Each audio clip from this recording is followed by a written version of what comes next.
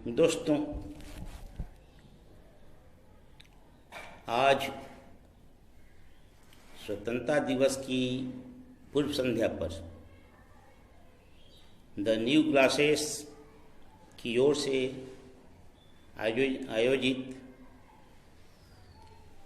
पेशा पांचवी अनुसूची और स्वशासन के संदर्भ में बात रखने के लिए, बात सुनने के लिए हम लोग यहाँ हैं।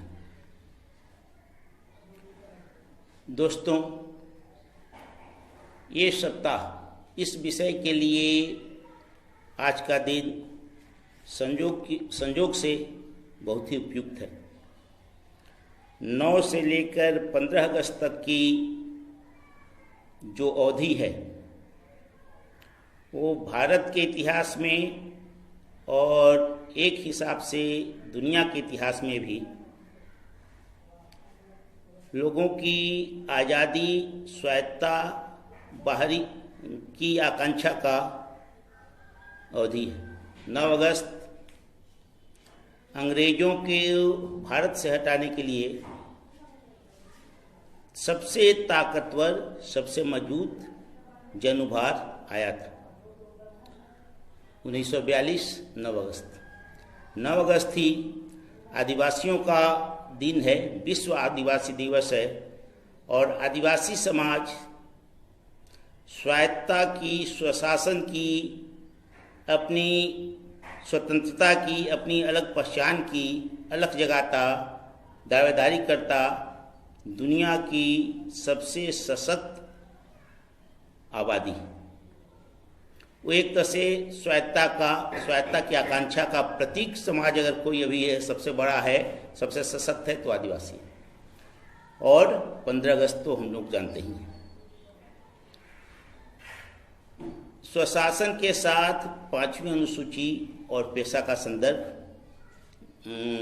इस संदर्भ से बहुत अच्छी तरह से जुड़ता है कि आमतौर पर झारखंड के आदिवासियों में भी और भारत के अन्य आदिवासी समाजों में भी इन दोनों को अपनी स्वायत्तता का संरक्षक, अपनी जो आदिवासी समाज की स्वायत्तता की आकांक्षा है, स्वायत्तता की जो परंपरा है, उनकी संरक्षक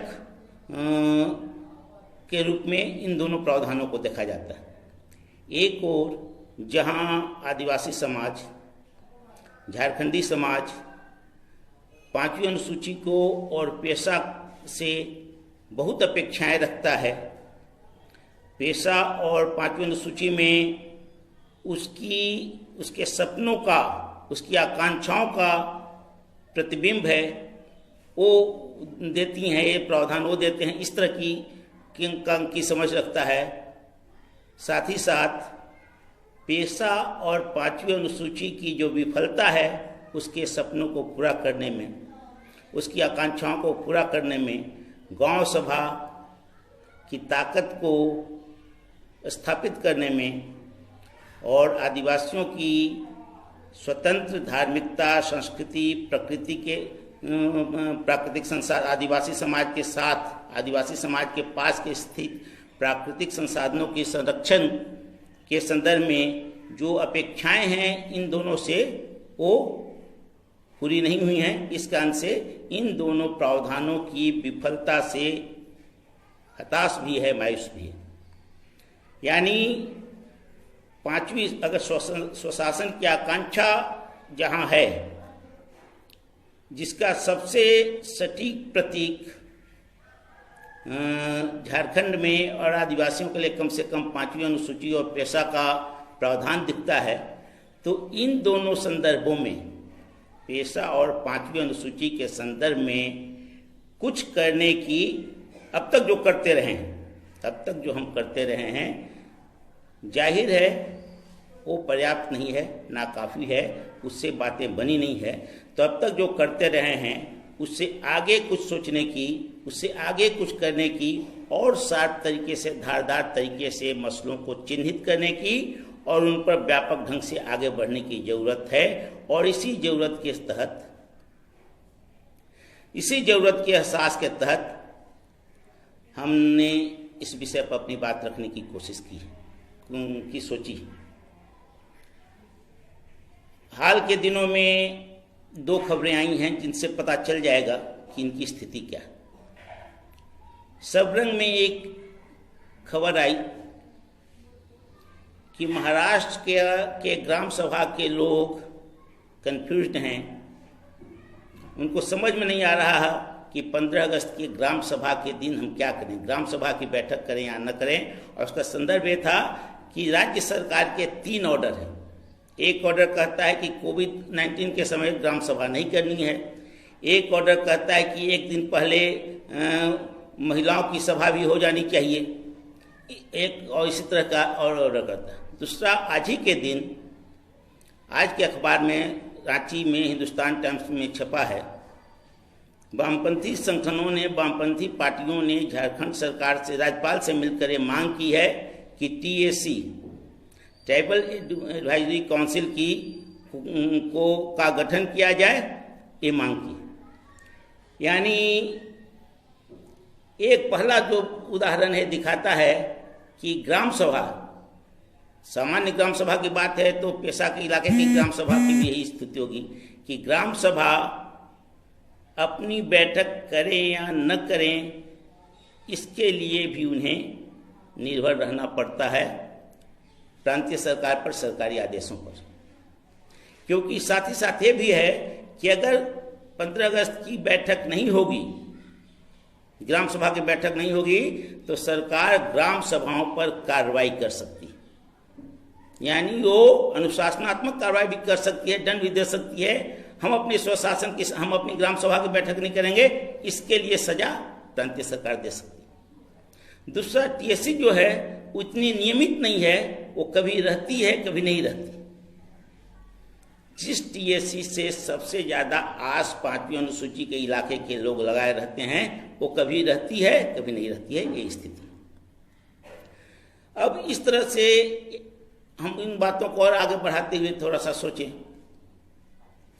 कि आज तक पूरे भारत में, पहले तो 5वीं अनुसूची के संदर्भ में अधिकांश लोग जानते होंगे, नहीं जानते होंगे उसमें बताने में थोड़ा वक्त लगेगा। इस कारण से उसको अभी छोड़ते हैं। अगर नहीं जानते होंगे तब बताने की जरूरत पड़ेगी। लेकिन ये समझें कि 5वीं अनुसूची की परंपरा आंशिक रूप से संरक्षित, बाहरी शासन से संरक्षित आंशिक रूप से जो क्षेत्र है जिसमें आदिवासी बहुल आबादी रहती है, वहाँ के लिए सामान्य नियम कानून लागू नहीं होने चाहिए, ये भावना 5वीं अनुसूची की है। और राज्यपाल के माध्यम से उस प्रांत में 5वीं अनुसूची वाले इलाके जो हैं, आदिवासी बहुल, चिन्हित आदिवासी बहुल जो इलाके हैं, वहाँ राज्यपाल के माध्यम से वैसे कानूनों की समीक्षा के लिए, गलत कानूनों, जो असंगत कानून हैं उनको रोकने के लिए, कुछ नए आदेश देने के लिए एक कमिटी है आदिवासियों की बनाई जाती है राज्यपाल की पहल पर, TAC। उसके आधार पर, उसकी राय के आधार पर उनको वैसे कानून जो असंगत हैं, जो गलत है, उनको रोकने की, बदलने की के लिए कमिटी TAC है। ये प्रावधान संविधान का है, ये एक संवैधानिक प्रावधान है।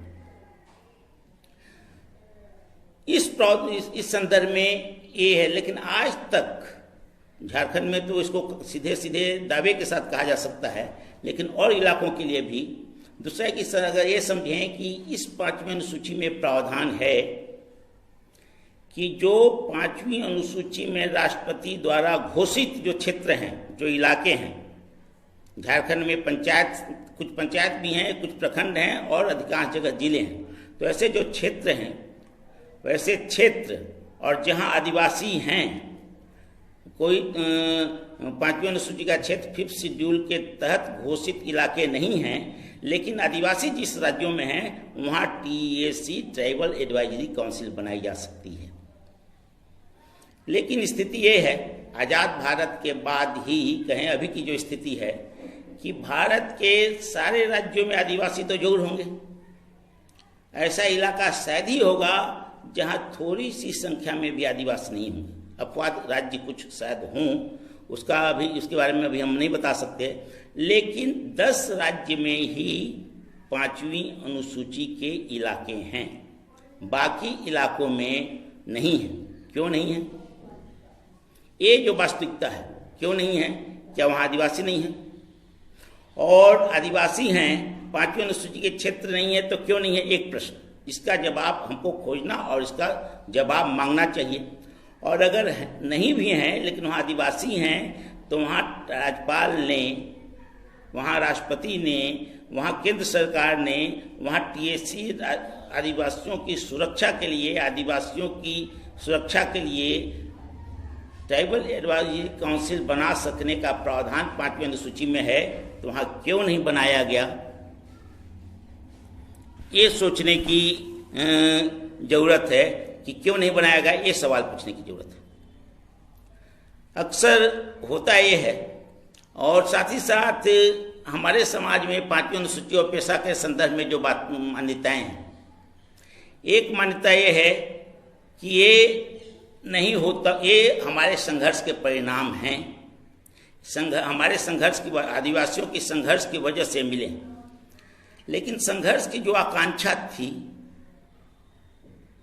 संघर्ष से जो उपलब्धि हम लेना चाहते थे, उसका पूरा प्रतिनिधित्व ये प्रावधान, ये संस्थाएं, ये संरचनाएं करती हैं क्या?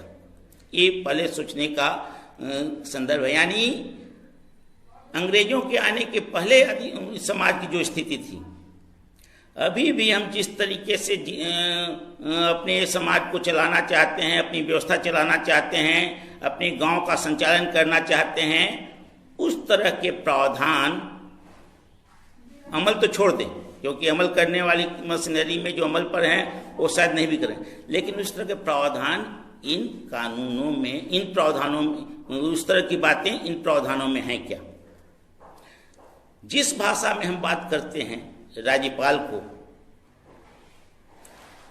DC को, 5वीं अनुसूची के जो इलाके हैं उसके DC को और राज्यपाल को हम कस्टडियन की भाषा में, हम उस शब्दावली में इनको चिन्हित करते हैं, उनको संबोधित करते हैं।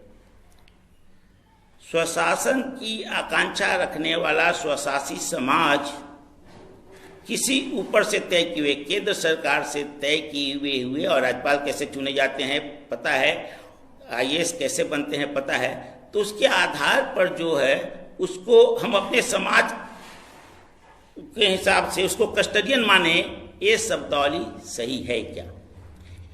इस तरह की शब्दावलियां मानसिकता बनाती भी हैं, मानसिकता को व्यक्त भी करती हैं।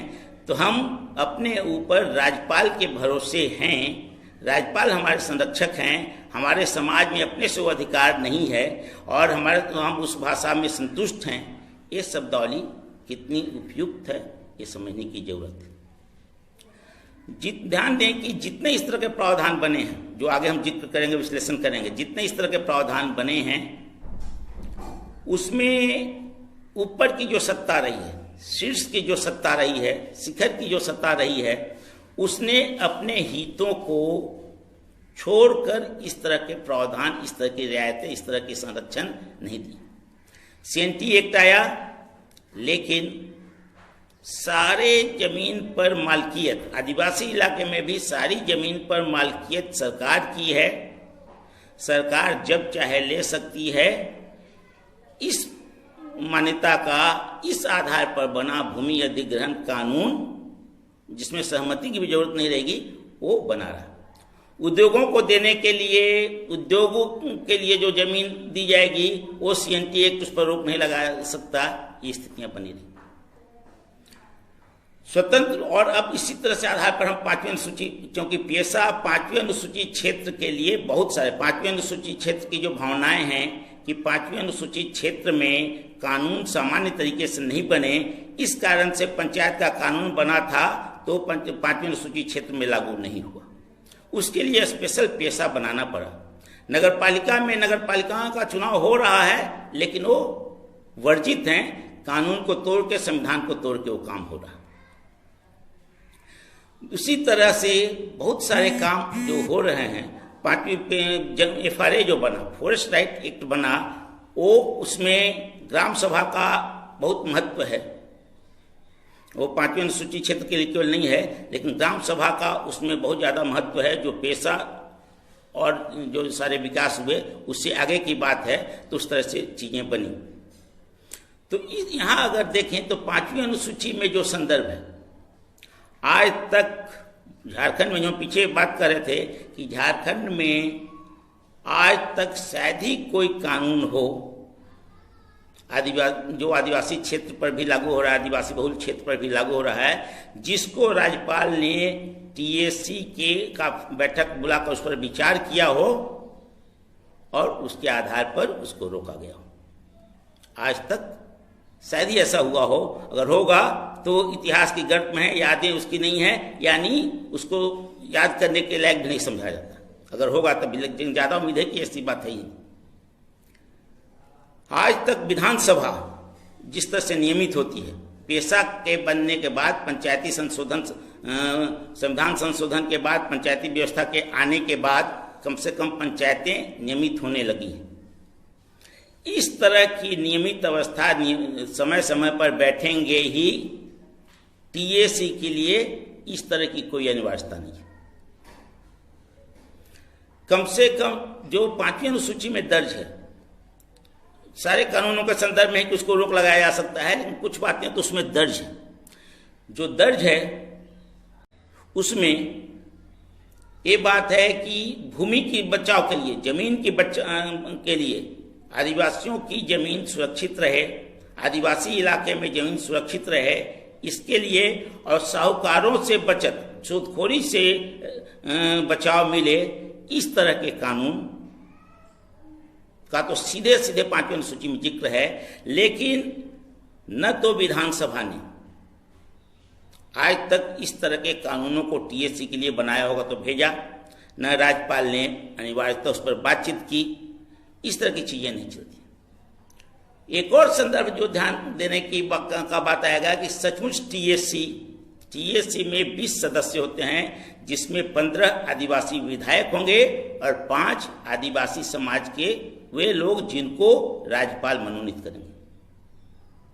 राज्यपाल जिनको मनोनीत करें वो 5 लोग सचमुच आदिवासी हितों का, आदिवासी की आकांक्षाओं का प्रतिनिधित्व करेंगे कि वो जिस दल का कि केंद्र की जो सरकार है उसका जो दल है, उसके लोगों, उससे जुड़े हुए जो आदिवासी हैं उनको अपने साथ लाएंगे। ये साफ साफ समझा जा सकता है। 15 जो विधायक हैं, 3/4 विधायक जो विधायक हैं, उनका विधायक रहने के लिए अपने पार्टियों के हिसाब से जिस विधायक को चुनने में वो ज़्यादा उम्मीदें है कि वो आदिवासी इलाके के सुरक्षित क्षेत्र से, आदिवासियों के लिए आरक्षित क्षेत्र से चुने गए हैं, लेकिन उनको वोट देने वाले आदिवासी गैर आदिवासी दोनों हैं। और बहुत कम ऐसा क्षेत्र है जहां आदिवासी 50% ज़्यादा संख्या में है, यानी सीधे कहा जा सकता है कि वो आदिवासियों से चुने गए। ऐसे लोग जो विधायक भी हैं वो सरकार के दबाव में रहेंगे, विधानसभा की बात मानेंगे, वहाँ के मुख्यमंत्री के दबाव में होंगे, अपने किसी बोर्ड के पोस्ट में जाने की इच्छा में होंगे कि वो सचमुच आदिवासी आकांक्षाओं का प्रतिनिधित्व करेंगे। ये सोचिए, ये संरचना, 2 संरचना एक साथ, जिसमें 15 विधायक होंगे, 5 राज्यपाल द्वारा मनोनीत होंगे, ये संरचना। और ऐसी संरचना भी नियमित नहीं, विधानसभा की तरह, ग्राम सभा की तरह कम से कम ऊपर से लादा हुआ ही, लेकिन 4 बैठकें होंगी। इस तरह का हर विधानसभा के पहले या बाद में उसके विधानसभा ने क्या तय किया उसके आधार पर सोचने के लिए बैठक होगी ही। इस तरह का भी कोई प्रावधान नहीं। अनियमितता कब बनेगा, वो बनेगा ही, इतना दिन चलेगा ही, इस तरह की स्थिति नहीं है। इस कारण से 5वीं अनुसूची की भावना सही होने के बावजूद, 5वीं अनुसूची की भावना पूरी तरह से हमारे सपनों की भावना नहीं है, लेकिन कुछ अच्छी भावना होने के बावजूद उसका जो स्ट्रक्चर है, उसके जो प्रमुख हैं, उसके नियमितता के बारे में जो स्थिति है, उसकी सदस्यता की जो स्थिति है, इस कारण से वो आज तक काम नहीं कर सका है और इस रूप में काम नहीं कर पाएगा, अब उसी रूप में काम करेगा इस तरीके से। अब तो इतना दिन हो गया आज़ादी के बाद, अब ये उम्मीद करें कि उसी स्ट्रक्चर में काम करेगा, प्रेशर डाल देंगे तो ये काल्पनिक सी बात होगी। इस कारण से उनमें सुधार के लिए, उन्हें धारदार बनाने के लिए कुछ बातों पर हम लोग को सोचना चाहिए। जैसे ये मांग, सुझाव के रूप में ये मांग केंद्र सरकार से या ये आदिवासी आंदोलन का, स्वशासन के आंदोलन का, स्वशासी आंदोलन का यह इशू हो सकता है कि नहीं, कि विधायक नहीं, आदिवासी समाज 20 सीट जो होंगे वो राज्यपाल अपने से कुछ नहीं करेंगे, राज्यपाल के अंदर में वो काम करे तो करे, लेकिन वो 20 लोग, टीएससी के 20 मेंबर आदिवासी मतदाताओं के वोट से चुने जाएंगे। और जितनी आदिवासी समूह वहाँ हैं, मुंडा, संथाल वगैरह हैं, उस तरह से, लेकिन इन सारे लोगों को के हिसाब से उनका अनुपातिक प्रतिनिधित्व उस अनुपात में होगा, और ऊपर से जो वोट मिलेगा उसके आधार पर ही उनमें से लोग चुने जाएंगे। ऐसी कोई व्यवस्था बनाई जाए। हर विधानसभा के पहले या बाद में, पहले ज़्यादा के हिसाब से कि अगर विषय सूची मिली रहे विधानसभा में जो है रहे, उस समय नियमित सत्र लगातार 3 दिन, 4 दिन, 5 दिन की बैठकें होंगी, और कोई कानून बनता है जब, तो उसके बाद उस पर विचार के लिए बैठक होगी। इस तरह से नियमित रूप से विधानसभा के सत्र के साथ टीएससी की बैठक होगी ही, इस तरह का प्रावधान बनाया गया। अभी के संदर्भ में उसका एक समय सीमा 5 साल का हो, 2 साल का हो, 3 साल का हो, उसकी एक समय सीमा बनाई जाए। और अभी तक झारखंड में नहीं, बाकी जगह पर, जितने जगह पर 5वीं अनुसूची के क्षेत्र हैं, वहाँ टीएससी वहाँ के प्रांतीय कानूनों, जितने आज तक प्रांतीय कानून बने हैं उनका, खास तौर के जमीन और सूदखोरी के संदर्भ में जितने कानून बने हैं, उनकी एक समीक्षा टीएससी करे। ये एक बकाया काम है, पूरा होना चाहिए। एक ये मांग की जानी चाहिए। ये हो सकता है कि नहीं हो सकता है, सोचने का संदर्भ है। ये 2-3 प्रस्ताव उसके संदर्भ में करते हैं। एक चर्चा इस तरह से, इस तरह की बातें चलती हैं। एक चर्चा ये चलता रहा है 5वीं अनुसूची के क्षेत्र में। एक और संदर्भ जिसमें आता है कि इसमें और ध्यान देना पड़ेगा कि जब हम 5वीं अनुसूची के लिए इस तरह के टीएससी बनाने की बात करेंगे, तो एक सवाल और है कि सचमुच आदिवासियों के लिए, अनुसूचित जनजाति के लोगों की सुरक्षा, अनुसूचित इलाके के लिए, 5वीं अनुसूची के इलाके के लिए आदिवासियों की एक कमेटी बनती है। क्या इस तरह की कमेटी, इसी तरह से जो उत्पीड़ित समाज और हैं या मुख्य धारा में नहीं हैं, वंचित हैं, जिन पर हमला होता रहता है, जिनके अधिकारों को लूटा जाता रहा है, उनके लिए इस तरह की एडवाइजरी काउंसिल बननी चाहिए कि नहीं बननी चाहिए? दलितों के लिए, शेड्यूल कास्ट के लिए इस तरह का एडवाइजरी काउंसिल बन सकता है कि नहीं बन सकता है, जो कि उनकी आवाज़ उठाने के लिए अभी तक एससी कमीशन, महिला आयोग, अनुसूचित जनजाति आयोग, अनुसूचित जाति आयोग, इस तरह के आयोगों से केवल काम चलता नहीं रहा है। उसकी एक बाकायदा निर्वाचित और सशक्त कमेटी बनेगी, तब इनकी आवाज़ उठेगी। कम से कम इनके खिलाफ होने वाले कानूनों को रोका जा सकता है। इस कारण से इनको इसकी ज़रूरत है कि नहीं। जहाँ आदिवासी हैं, वहाँ जहाँ आदिवासी हैं और आदिवासी माने 5वीं अनुसूची के क्षेत्र नहीं हैं, वहाँ 5वीं अनुसूची घोषित के क्षेत्र चिन्हित किए जाएं, या वहाँ टीएससी जो स्थिति है वहाँ टीएससी बनाई जाए, ये मांग होनी चाहिए। तो इस तरह से जुड़े हुए कई संदर्भ इस में आते हैं जो 5वीं अनुसूची से जुड़े हुए। अब ग्राम सभा नहीं, पेशा के संदर्भ में आते हैं, जो 5वीं अनुसूची के क्षेत्र में पंचायती प्रावधान है। ध्यान दें कि पेशा में जो केंद्र का भी पेशा कानून है और जो राज्य का पेशा कानून है, केंद्र का जो पेशा कानून है जिसके आधार पर प्रांत को अपना पेशा कानून बनाना चाहिए था, उसमें एक बात तो साफ तरीके से गायब है। जो अंतिम प्रावधान या लगभग अंतिम में जो प्रावधान है पेशा में कि जिला स्तर की जो संरचना होगी, यानी जिला परिषद जो होगा, वो लगभग 6ठी अनुसूची में जो अधिकार हैं 6th शेड्यूल में पूरी तरह से आदिवासी इलाके, नॉर्थ ईस्ट के जो इलाके हैं उसमें जिस तरह के अधिकार हैं उसकी तर्ज पर, हूबहू तो नहीं, उसकी तर्ज पर जिला परिषद की संरचना बनाई जाए। 6ठी अनुसूची के जो क्षेत्र हैं वो क्या कहते हैं? उन क्षेत्रों में के लिए ये बात है कि वे वहां पहले तो राज्यपाल के संदर्भ में देखें कि राज्यपाल 6ठी अनुसूची में राज्यपाल, यहाँ 5वीं अनुसूची में राज्यपाल को बातें जो भी तय करेगा वो राज्यपाल, उसको राष्ट्रपति की मंजूरी के लिए भेजना है। 6ठी अनुसूची के क्षेत्र के लिए इस तरह की बाध्यता नहीं है, माने औपचारिक बाध्यता, प्रक्रियागत बाध्यता नहीं। दूसरा है कि 6ठी अनुसूची जिला काउंसिल जो है, स्वशासी जिला काउंसिल, ऑटोनोमस डिस्ट्रिक्ट काउंसिल जो हैं वो अपने नियम कानून बना सकते हैं, कानून भी बना सकते हैं जो उनको विषय दिए हुए संदर्भ में है, तो वो नहीं, या वो पेशा वाले क्षेत्र में वो स्थिति नहीं। और कहने के बावजूद आज उस तरह का डिस्ट्रिक्ट काउंसिल नहीं बना। डिस्ट्रिक्ट काउंसिल पर ही ये बात कर रहे हैं तो उस पर थोड़ा सा है कि शहर भी जिला में होता है,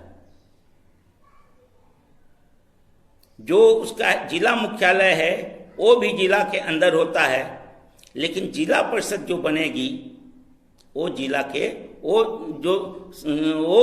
उसके अंदर वो शहर नहीं होगा। यानी जिला परिषद का जो ढांचा है, पेशा के अंदर का जो ढांचा है उससे बाहर रहेंगे। पेशा जो है वो केवल गांव के लिए है। इस तरह की स्थिति 6ठी अनुसूची के क्षेत्र में नहीं मिलेगी। और यानी दो समानांतर, जिला मुख्यालय अलग तरीके से चलेगा और जिला मुख्यालय में स्थित जिला परिषद अलग तरीके से चलेगा। जिला परिषद को दखल देने का कोई अधिकार नहीं है।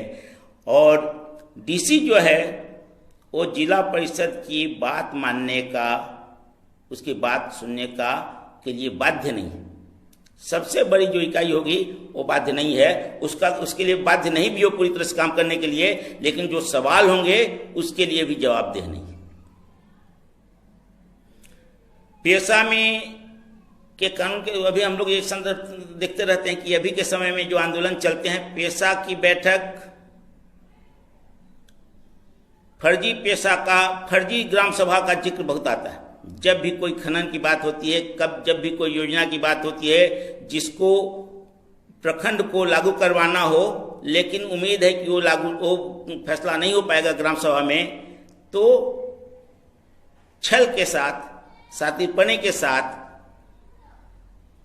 या तो फर्जी ग्राम सभा, कुछ लोगों की ग्राम सभा कर दी जाती है, या सिग्नेचर ले लिया जाता है और उसके पहले अपनी बातें, उसमें कुछ पहले से नहीं लिखा रहता है, बिना फैसले के सिग्नेचर ले लिया जाता है और बीच में बातें भर दी जाती हैं। ये चल रहा है। ध्यान दें कि पेशा इस तरह की चीजें चल रही हैं और ग्राम सभा की ताकत का तो यही स्थिति है। ग्राम सभा को बाद में पता चलता है कि ये योजना लागू हुई है, तो कम से कम जो प्राकृतिक संसाधनों, खनिज वगैरह के संदर्भ में जो बातें होती हैं, पत्थर तोड़ने का जिक्र होता है, उस संदर्भ में कहीं कहीं ग्राम सभाएं इकट्ठी होती हैं, गांव के लोग इकट्ठा होते हैं तो उसका विरोध करते हैं और तब बात जाहिर होती है कि फर्जी ग्राम सभा हो रही थी, हुई है वहां।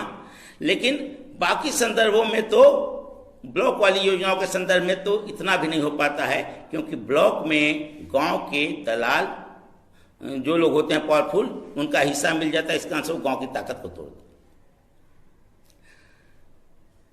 इस संदर्भ में तो पेशा किस तरीके से मजबूत होगा, ये एक चैलेंज का कम से कम क्या करना पड़ेगा सोचने का संदर्भ बनता है।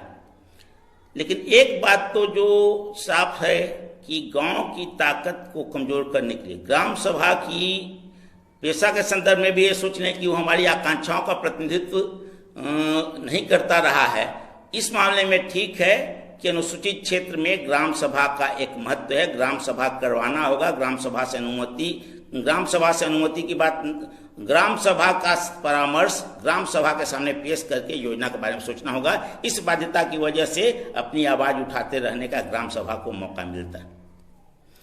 लेकिन यह स्वशासन का मामला नहीं हो पाता है, क्योंकि स्वशासन उसको कहेंगे, ये तय है कि स्वशासन और शासन के बीच का जो फर्क है, स्वशासन वहीं हो सकता है जहां लोग आमने सामने बैठते हैं, आमने सामने बातचीत करते हैं, आमने सामने बैठ के तय करते हैं और उसको लागू करते हैं। यानी स्वशासन का वास्तविक रूप तो ग्राम सभा में ही हो सकता है। उसके ऊपर का जो रूप होगा वो प्रातिनिधिक शासन का होगा, जो हमारे प्रतिनिधि कभी हमारे मन की कर भी सकते हैं, हमारे हित में कर भी सकते हैं और कभी नहीं भी कर सकते हैं। तो वहाँ कम से कम इस तरह का कोई प्रावधान हो कि जो हमारे मन का प्रावधान नहीं है और हम आपत्ति दर्ज करते हैं, तब उस पर विचार करना पड़ेगा, बातें बदलनी पड़ेंगी, जो तय हुए हैं वो चीज़ें बदलनी पड़ेंगी। इस तरह का प्रोसेस हो, इस तरह का इंटरेक्शन हो, तो स्वशासन का एक संदर्भ, एक हित, एक विषय, एक साथ एक इच्छा पूरी हो सकती है। लेकिन ऐसा प्रावधान नहीं है। तो इतना नहीं,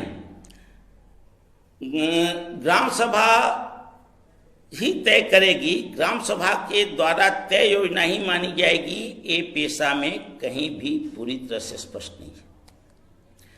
केंद्र के पेशा कानून में भी ग्राम सभा या समुचित स्तर की पंचायतें, यानी ग्राम सभा और पंचायत की बाकी इकाइयां बराबर महत्व की हैं। ग्राम सभा को कुछ चीजें भी ग्राम सभा के लिए इन चीजों पर ये चीजें तो ग्राम सभा के द्वारा ही होंगी, इस तरह की बात उसमें नहीं रखी गई। ग्राम सभा या समुचित स्तर की पंचायतें, और वो समुचित स्तर में ब्यूरोक्रेसी को जो लगेगा उसके हिसाब से वो बातें होंगी। तो केंद्र के स्तर पर भी जो है, जो जिला परिषद 6वीं अनुसूची के जिला परिषद की जैसे प्रावधान की बात करता है, वो भी ग्राम सभा को वो ताकत नहीं देता है। ग्राम सभा को रोल एक पहचान देता है, लेकिन उस पहचान के संदर्भ में भी क्या है चीजें अभी जो चलती हैं, जो बातें हम गांव की सभा के बैठकों में जब जाते हैं तो पता चलता है कि कोई नई ग्राम सभा, कोई नया टोले की भी ग्राम सभा बन सकती है, कहा जाता है। लेकिन कोई भी नई ग्राम सभा बनेगी तो उसको मान्यता, जब आप एक खास फॉर्मेट में आवेदन दीजिए, वो आवेदन के आधार पर फैसला करके वो जब गजट में छपेगा तब आपकी ग्राम सभा की मान्यता होगी। यानी आपको अपनी इच्छा में तय करके भेज दिए, सही उपस्थित हो गए, कह दिए कि हमारी ग्राम सभा है, उससे मान्यता मिलनी शुरू नहीं हो गई, आपको एक प्रोसेस चलाना पड़ेगी।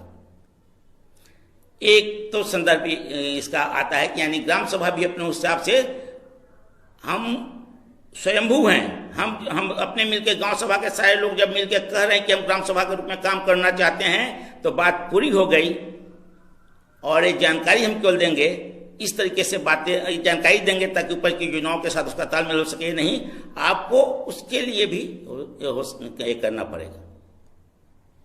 दूसरा कि गांव सभा को, गांव को तोड़कर वार्ड की संरचना, जो पंचायत की संरचना बनती है, पंचायत की कमेटी बनेगी, पंचायत जो बनेगा वो गांव को तोड़कर बन सकता है, तोड़ने वाला काम प्रशासन का करेगा। यानी गांव को ग्राम सभा भी स्वतंत्र रूप में, अक्षुण्ण रूप में, लगातार नियमित रूप से काम करने की स्थिति में रहेगा।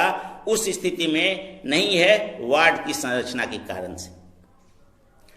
इस कारण से कम दो बातें तो एकदम स्पष्ट रूप से सुधार के रूप में आनी चाहिए कि वार्ड की, गांव के आधार पर जितनी गांव की आबादी होगी, जो आनुपातिक संख्या होगा उसके हिसाब से उतने प्रतिनिधि जाएंगे पंचायत समिति में, लेकिन वार्ड, गांव को तोड़कर वार्ड नहीं बनेगा, ये वार्ड वाली व्यवस्था खत्म हो जाए। दूसरा कि जो लोग, जो टोले अपनी ग्राम सभा की घोषणा अपनी बैठक करके कर देते हैं, उनके कागज के आधार पर उनको माना जाएगा। एक और संदर्भ सोचें कि पेशा के संदर्भ में क्या है, जो कि पूरा का पूरा स्ट्रक्चर में सब जगह आपको दिखेगा।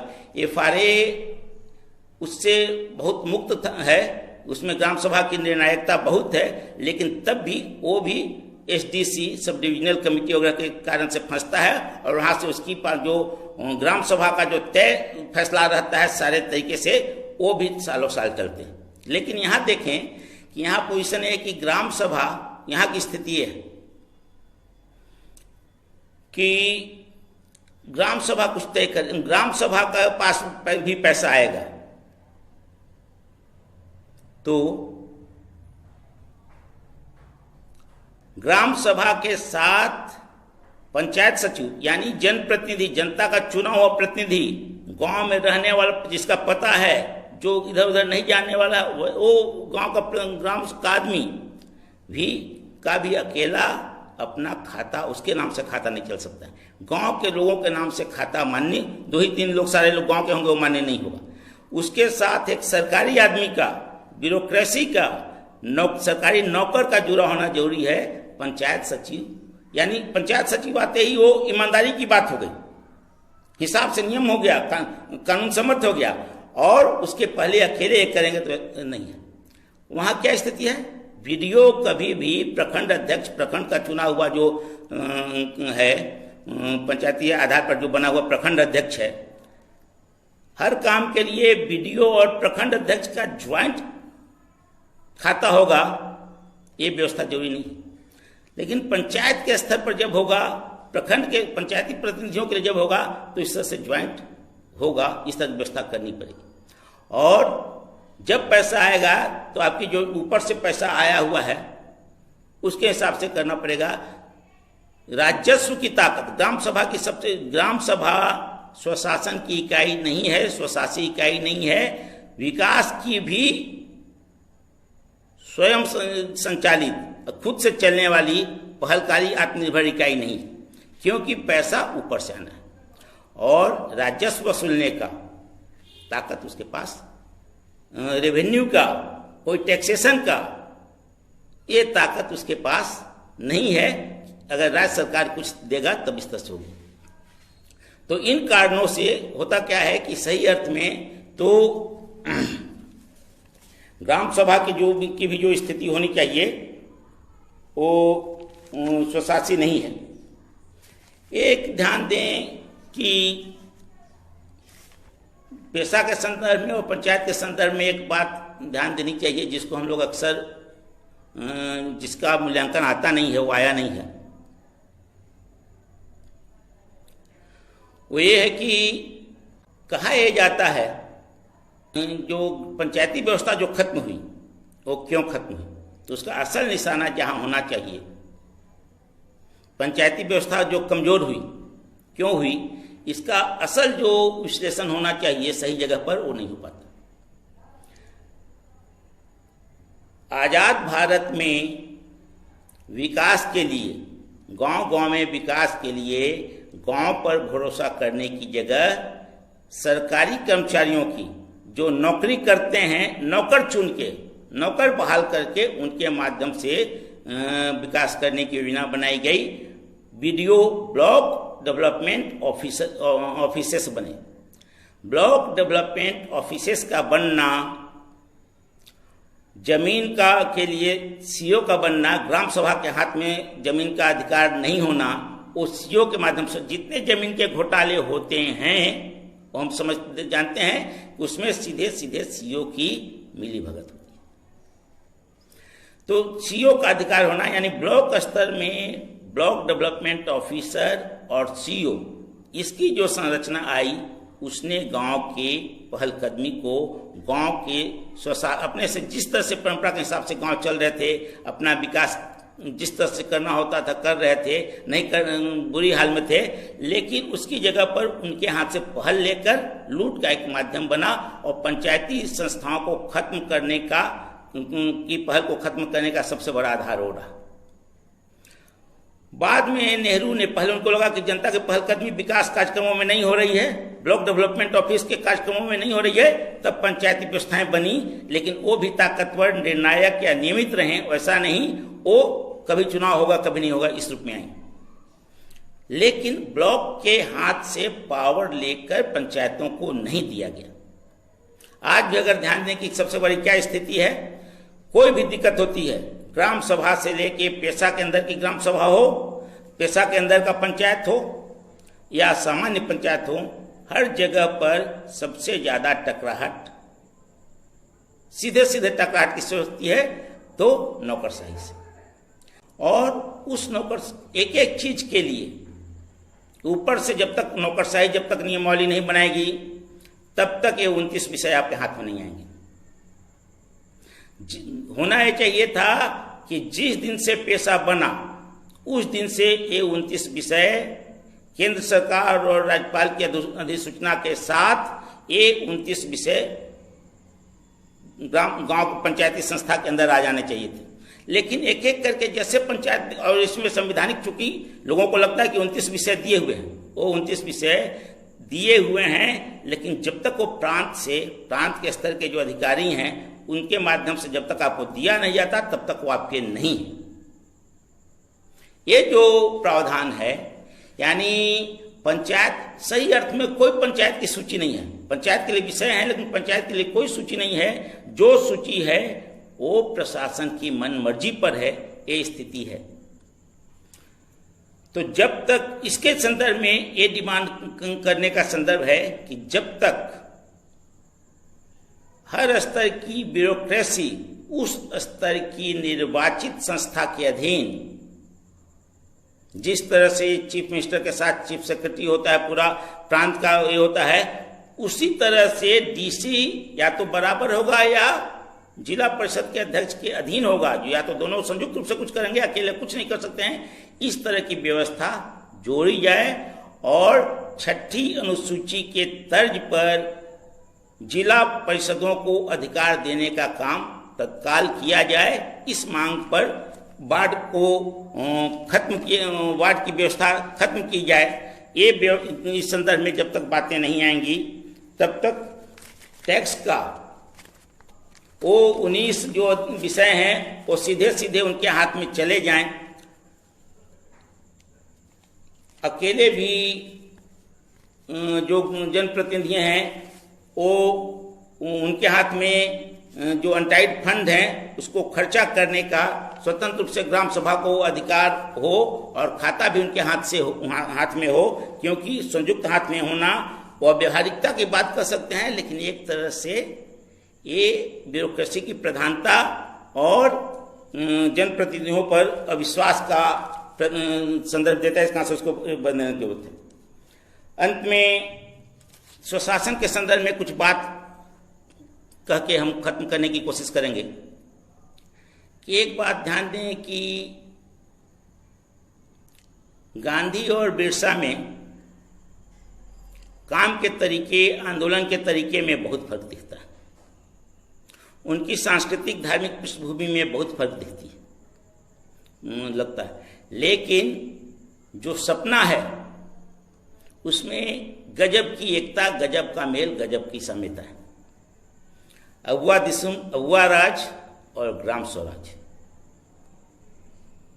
ये जो एकता है वैसी एकता बिरसा और अंबेडकर में, बिरसा और मार्क्स में उस तरह की बातें नहीं दिखती हैं। इसको थोड़ा सा गौर करने का संदर्भ है। पर्यावरण के बारे में जो दृष्टि है वो जो मेल खाता है, तो ये एक विषयांतर के रूप में कहें या एक बातें आई गौर इसके हिसाब से कहें, एक जो बात समझने की है कि स्वशासन का आंदोलन, स्वशासन की आकांक्षा जो सबसे बड़ा है, जो प्रावधान हम जो बता रहे हैं, सुधार के मुद्दे जो बताए उसके अलावा, लेकिन स्वशासन किसी एक समाज का विशेषाधिकार है, इस रूप में मान के चलेंगे तो बातें आगे नहीं बढ़ेंगी। स्वशासन समाज के हर हिस्से का, हर समाज का बुनियादी अधिकार है कि वो अपने तरीके से अपनी व्यवस्था, अपना इलाका को संचालित करे। बाहर से हस्तक्षेप, बाहर से इम्पोजिशन और बाहर से की बात माननी ही पड़ेगी, इस तरह का कानून तो नहीं चलना चाहिए। वो किसी न किसी रूप में औपनिवेशिक शासन है, बाहरी शासन है, तो उससे स्वशासन का ये संदर्भ समझने का जरूरत है। स्वशासन कभी भी केवल फैसला करने के लिए एक माध्यम बनाने से नहीं होगा, उसके लिए उसके पास ताकत होनी चाहिए, यानी आर्थिक ताकत और संरचना, उसको संवैधानिक ताकत, जो कानूनी ताकत, और जो जो तय हम करते हैं उसके लिए अगर आर्थिक संसाधनों की कोई जरूरत रहती है तो उस संसाधन को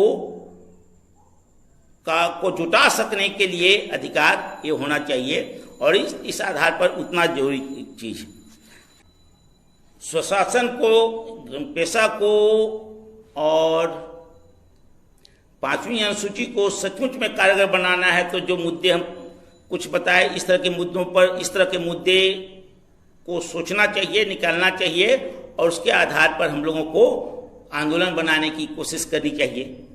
ये इस तरीके से बढ़ना चाहिए। लेकिन एक बात साफ है कि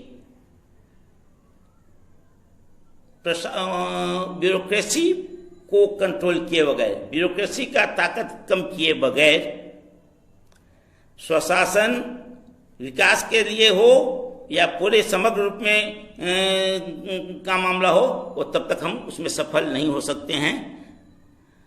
एक और संदर्भ जो बात आती है कि जो आया है, जो कुछ विधेयक 9-10 अगस्त को जो चर्चाएं चली थी, उसमें है कि अभी हमको 5वीं अनुसूची पर भरोसा नहीं करके, 5वीं अनुसूची में जो संदर्भ हमने बताया कि ये चीज़ें कम से कम करनी चाहिए, उसकी जगह पर पेशा के अंदर जो है जिला परिषद, जिला काउंसिल जो 6ठी अनुसूची के तहत उसके नमूने पर बनाई जाए, इस पर फोकस करना चाहिए। ये जो संदर्भ है तो इस पर भी सोचने की जरूरत है, इस पर सोचा जा सकता है। लेकिन मेरी राय में ये बात है कि दोनों एक साथ, 5वीं अनुसूची पर भी दबाव डालना, सब जगह पर 5वीं अनुसूची कारगर ढंग से बन सके इस तरह से स्ट्रक्चर बनाना, नियमित बनाना जो मुद्दे हम बताए, और उसके अलावे जिला परिषद 6ठी अनुसूची के अनुरूप ये दोनों साथ साथ चलें तो बात आगे बढ़ सकती हैं। इस दिशा में हमको सोचने की जरूरत है। अभी तक इतनी ही बातें, कुछ बातें, एक बात और कि ध्यान दें कि ताकत कम कैसे किया जाता है प्रातिनिधिक संस्थाओं का, लोगों का। ब्लॉक की भाषा क्या है? अभी हाल में एक बहुत बड़ा भाषा का संदर्भ आता है। ब्लॉक की भाषा क्या है? अभी हाल का है कि भाषा के संदर्भ में हम कितने, देश हमारा कितना औपनिवेशिक है। एक जिक्र आया कि कनिमोझी को मद्रास के हवाई अड्डे पर तमिल या इंग्लिश बोलने पर यह पूछा जाता है कि आप भारत की नहीं है क्या? चिदम्बरम का भी ऐसा अनुभव रहा है, जहां ये होना चाहिए था कि कोई भी सीआरपीएफ सीआईएसएफ का आदमी हवाई अड्डा पर या तमिलनाडु में वैसा नहीं होना चाहिए। जो तमिल नहीं जानता हो उसकी जगह पर एक तमिल नेता से सीआईएसएफ का अधिकारी ये पूछता है कि आप भारत के नहीं हैं क्या? यानी अपनी भाषा बोल रहे हैं और हिंदी नहीं बोल रहे हैं तो आप भारत के नहीं हैं। इस तरह का पूछताछ का अवसर मिल जाता है। थोड़ा सोचें 5वीं अनुसूची के क्षेत्र में, 5वीं अनुसूची में ब्लॉक में क्या भाषा चलती है?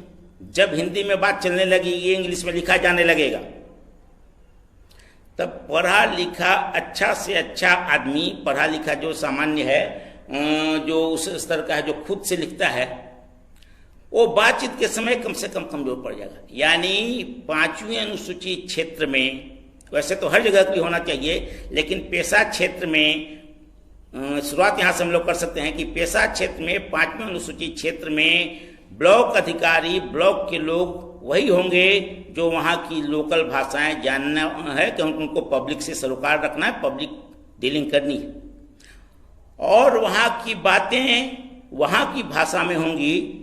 स्वशासन और भाषा का भी रिश्ता है। अनजान भाषा में बाहरी लोगों से सामना करते हुए स्वशासन का साहस, स्वशासन की ताकत उसी तरह से बनी रहेगी, ये जरूरी नहीं है। उसमें कोई ना कोई दिक्कतें आती रहती, व्यवधान होता रहता है। इस कारण से 5वीं अनुसूची में भाषा क्या हो कामकाज की, ब्लॉक की भाषा क्या हो, जो वहाँ ग्राम सचिव आता है, कर्मचारी जो आता है, उसकी भाषा में बात करें, इसके संदर्भ में भी साफ साफ तरीके से करना चाहिए। और अभी का मौका एक हिसाब से जांच का भी मामला है कि कितने झारखंड पक्ष है, कितना आदिवासी पक्ष है, कितना देशज पक्षीय ये सरकार है।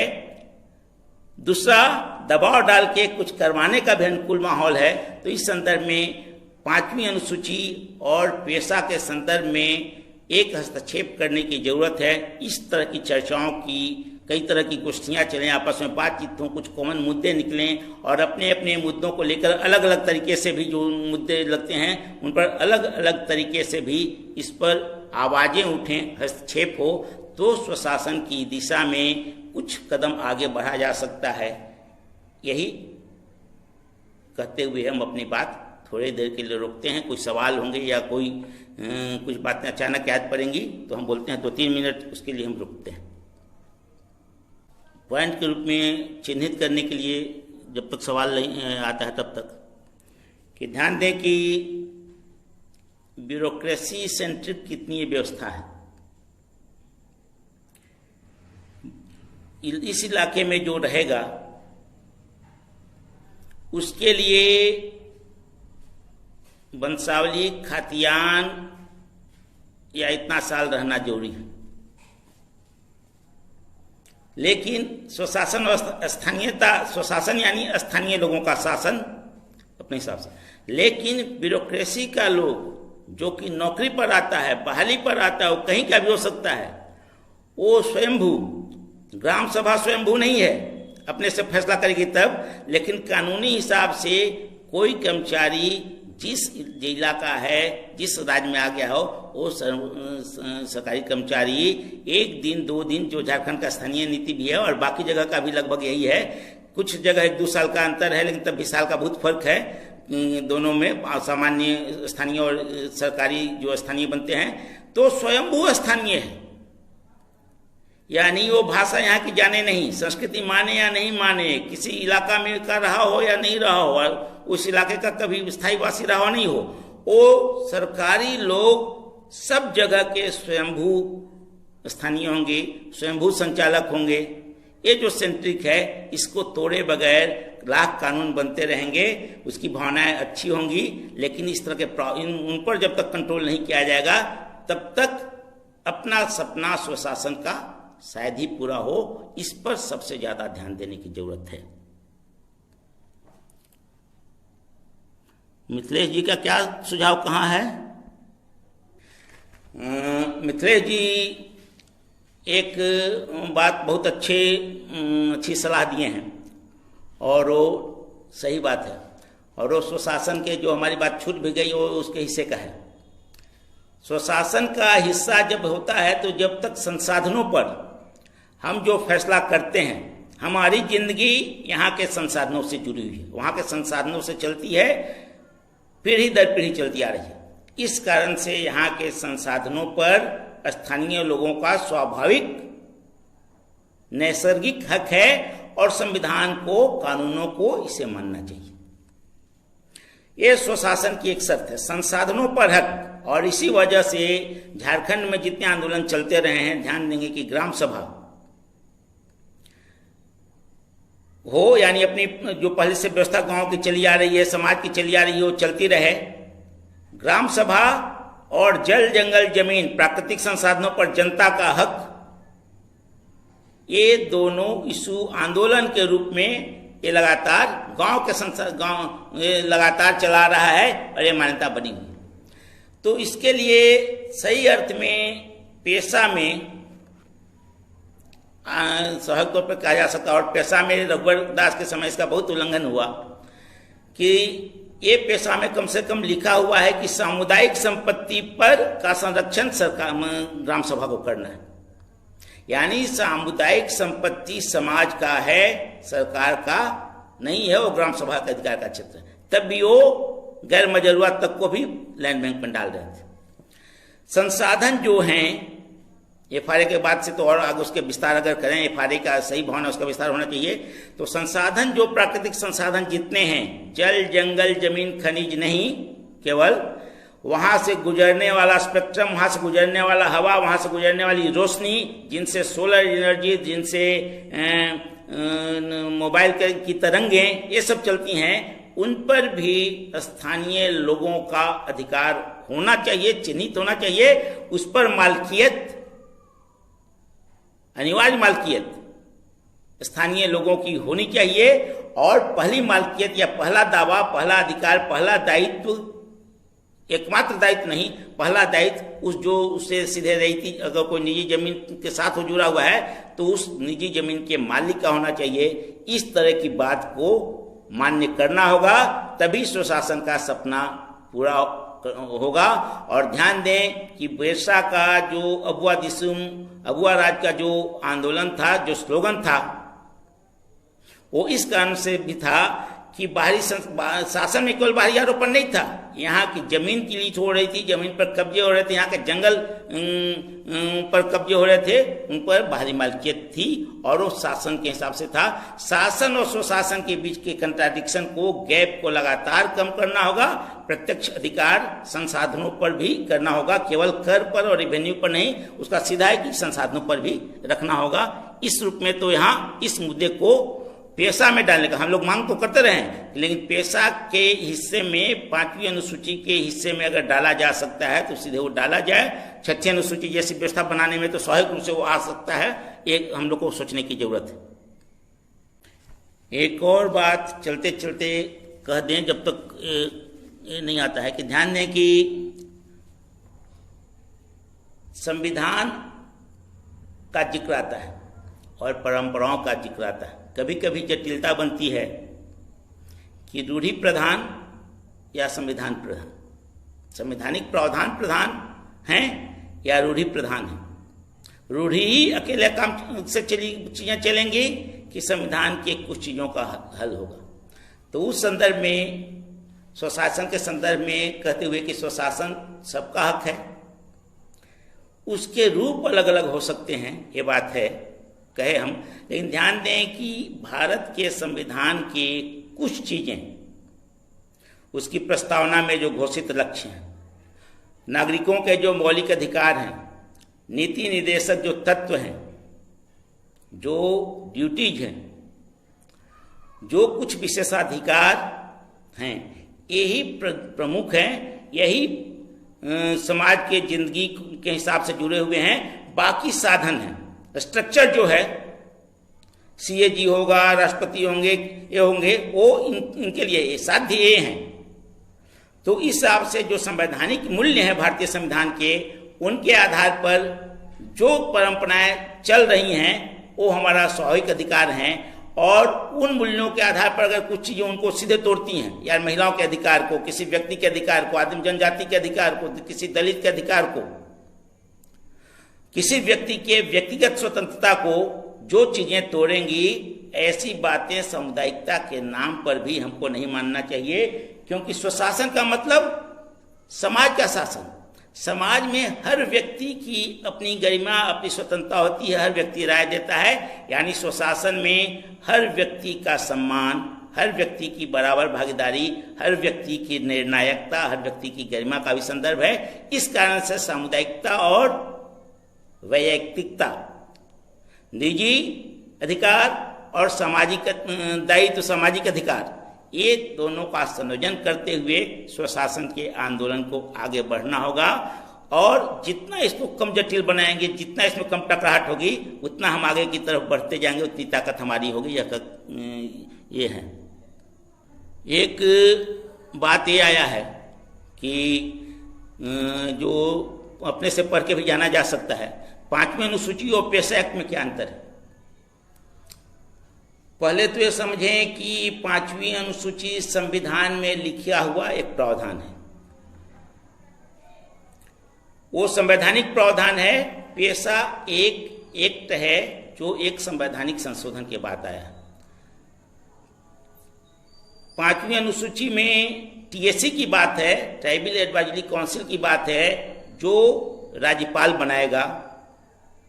और राज्यपाल टीएसी का बैठक बुलाएगा जिसमें 20 लोग होंगे, जिसमें 15 विधायक होंगे। उसका स्ट्रक्चर एकदम अलग है। वो केवल केंद्र के प्रांत के सेंटर के स्तर पर बनेगा, केवल 20 लोग उसमें होंगे और उसके बाद उसका चुनाव नहीं होता। वो जो पंचायती, वो जो अनुसूचित क्षेत्र में जो इलाके दर्ज हैं, जो उसका लिस्ट है, 10 राज्यों में कुछ कई जिले हैं, कुछ जगह पंचायत भी है, तो उसके कानून के बारे में वो टीएसी उस कानून को फैसला करके भाया राज्यपाल के माध्यम से रोक सकती है। पेशा जो है 5वीं अनुसूची के जो घोषित क्षेत्र हैं, जो जिले हैं, वहाँ के इलाके की पंचायती व्यवस्था कैसे होगी, कैसे चुनाव होगा, क्या क्या ग्राम सभा से लेके जिला परिषद तक कैसे चुनाव होगा, उसका क्या क्या अधिकार होगा, ये पूरा का पूरा चुनाव का सिस्टम और उनके अधिकार का सिस्टम है। 5वीं अनुसूची के क्षेत्र में पेशा, 5वीं अनुसूची के क्षेत्र में पंचायत को लागू करने का तरीका पेशा है। और 5वीं अनुसूची खुद में एक प्रावधान है कि कोई भी कानून विधानसभा का पास होगा तो उस पर रोक लगा सकता है आदिवासी इलाके का हित को देखते हुए, और उसकी मदद के लिए 20 लोगों की एक आदिवासियों की कमेटी होगी, ट्राइबल एडवाइजरी काउंसिल। दोनों में फर्क। इतिहास की बात एलिन जी ने पूछा। इतिहास बनना बिगड़ना चलता रहता है।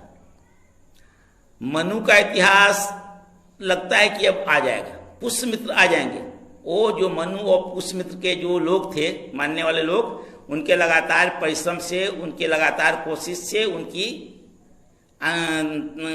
एकता से, और अगर उसी तरह से स्वशासन के लोग, पेशा के लोग, 5वीं अनुसूची के लोग उसी तरह से इकट्ठा रहे तो इतिहास नहीं होगा। ज्यादा उम्मीद तो है कि भविष्य में आज से ज्यादा अच्छा 5वीं अनुसूची और पेशा आ सकता है। इन बातों को हम जिंदा रखें, अपने आपस के मतभेद को भूल के जो कॉमन चीजें हैं उस पर अगर एकता बना ये रखें, और स्वशासन को लगातार स्वशासन की भावना को फैलाएं। केवल 5वीं अनुसूची क्षेत्र में नहीं, हर जगह पर स्वशासन गांव का होना चाहिए। इस भावना को अगर बड़ा आंदोलन बना सकें तो बड़ी आबादी, बड़े ज्यादा से ज्यादा लोग, अपनी जमीन, गांव की अपनी जमीन, ये सब हमारे साथ है। प्राकृतिक संसाधनों के साथ जुड़ाव और उस पर नियंत्रण ज्यादा अभी भी हम लोग साथ है। इस कारण से हम लोग विजयी हो सकते हैं। वो इतिहास की बात नहीं होगी, वो भविष्य का जो वो वास्तविक भविष्य होगा, ऐसा हो सकता है।